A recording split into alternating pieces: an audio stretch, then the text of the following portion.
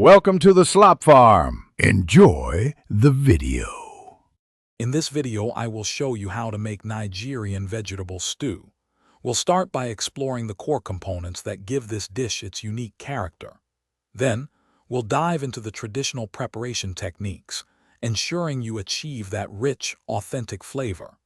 Finally, I'll guide you through the crucial steps to master the perfect consistency and taste, making your stew truly unforgettable. Get ready to cook a delicious and hearty meal. For an authentic Nigerian vegetable stew, your ingredients are key. You'll need about 2 pounds of fresh leafy greens like spinach or the traditional ugu.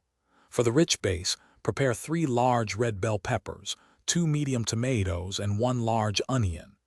Don't forget your protein. About 1 pound of beef, fish, or chicken works wonderfully.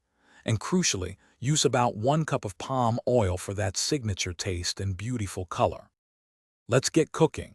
First, blend your red bell peppers, tomatoes, and onion into a smooth, consistent paste. Next, heat about 1 cup of palm oil in a pot until it shimmers, then carefully add your blended mixture. Sauté this base for about 15 to 20 minutes until it's fragrant and the oil separates. Now, incorporate your pre-cooked protein, ensuring it's well coated. Finally, stir in your 2 pounds of chopped leafy greens and simmer for just 5 minutes. To truly perfect your Nigerian vegetable stew, remember these crucial tips. Always ensure your palm oil is adequately heated before introducing the pepper blend. This prevents a raw taste. Cook the pepper base for at least 15 minutes, allowing all the flavors to meld beautifully.